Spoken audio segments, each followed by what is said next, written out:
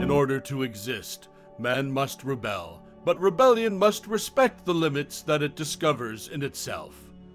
Limits where minds meet, and in meeting begin to exist. To correct a natural indifference, I was placed halfway between misery and the sun. Misery kept me from believing that all was well under the sun, and the sun taught me that history wasn't everything.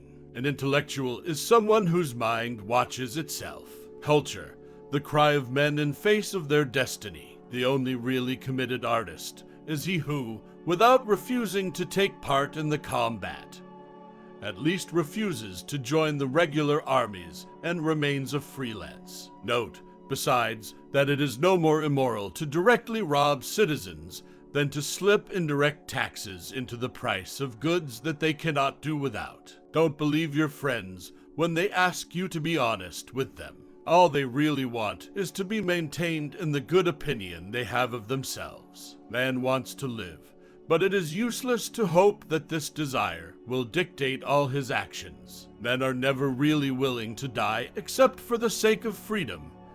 Therefore, they do not believe in dying completely. Virtue cannot separate itself from reality without becoming a principle of evil. The day when I am no more than a writer, I shall cease to be a writer. After all manner of professors have done their best for us, the place we are to get knowledge is in books. The true university of these days is a collection of books. To be famous, in fact, one has only to kill one's landlady. No matter what cause one defends, it will suffer permanent disgrace if one resorts to blind attacks on crowds of innocent people. Every man needs slaves like he needs clean air. To rule is to breathe, is it not? And even the most disenfranchised get to breathe. The lowest on the social scale have their spouses or their children. To govern means to pillage, as everyone knows. Every man, and for stronger reasons, every artist wants to be recognized. So do I. In order to exist just once in the world, it is necessary never again to exist. To assert in any case that a man must be absolutely cut off from society because he is absolutely evil amounts to saying that society is absolutely good. And no one in his right mind will believe this today. Real nobility is based on scorn, courage, and profound indifference. What the world requires of the Christians is that they should continue to be Christians. I have never been able to renounce the light, the pleasure of being, and the freedom in which I grew up. How hard, how bitter it is to become a man. Only a philosophy of eternity in the world today could justify non-violence. After all, every murderer, when he kills, runs the risk of the most dreadful of deaths, whereas those who kill him risk nothing except promotion. Rebellion cannot exist without the feeling that somewhere, in some way, you are justified.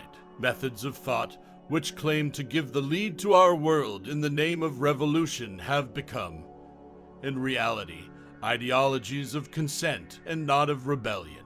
Every time somebody speaks of my honesty, there is someone who quivers inside me. The myth of unlimited production brings war in its train as inevitably as clouds announce a storm. To ensure the adoration of a theorem for any length of time, faith is not enough. A police force is needed as well. At 30, a man should know himself like the palm of his hand. Know the exact number of his defects and qualities.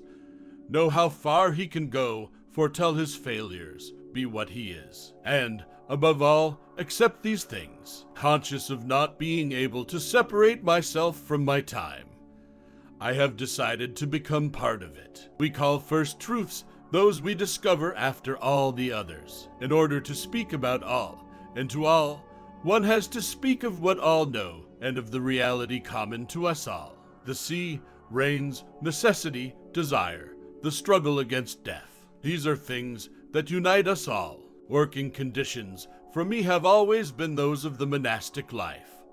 Solitude and frugality. Except for frugality, they are contrary to my nature. So much so that work is a violence I do to myself. The absurd depends as much on man as on the world. For the moment, it is all that links them together. We rarely confide in those who are better than we are. Every artist preserves deep within him a single source from which, throughout his lifetime, he draws what he is and what he says. When the source dries up, the work withers and crumbles. How can sincerity be a condition of friendship? A taste for truth at any cost is a passion which spares nothing. Martyrs, my friend, have to choose between being forgotten, mocked, or used. As for being understood, never. I was born poor and without religion, under a happy sky, feeling harmony, not hostility, in nature. I began not by feeling torn, but in plenitude. I grew up with the sea, and poverty for me was sumptuous. Then I lost the sea and found all luxuries gray, and poverty unbearable. For centuries, the death penalty, often accompanied by barbarous refinements, has been trying to hold crime in check. Yet crime persists. Why? Because the instincts that are warring in man are not, as the law claims, constant forces in a state of equilibrium. Why should it be essential to love rarely in order to love much? There is no fate that cannot be surmounted by scorn. We are all special cases. You have to be very rich or very poor to live without a trade. I draw from the absurd three consequences: my revolt, my liberty, my passion. The society based on production is only productive, not creative. Truly fertile music, the only kind that will move us, that we shall truly appreciate, will be a music conducive to dream, which banishes all reason and analysis. One must not wish first to understand and then to feel. Art does not tolerate reason.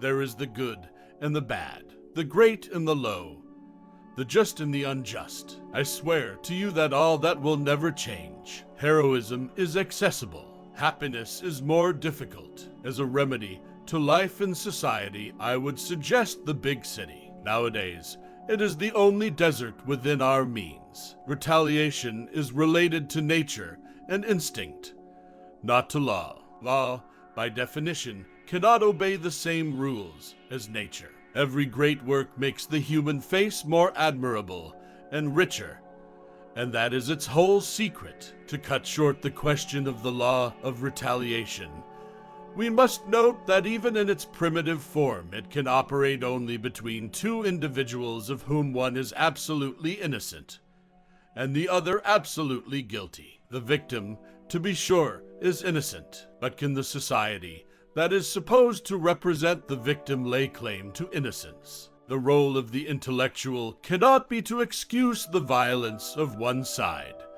and condemn that of the other. Those who weep for the happy periods which they encounter in history acknowledge what they want, not the alleviation, but the silencing of misery. There will be no lasting peace either in the heart of individuals or in social customs until death is outlawed. The real passion of the 20th century is servitude.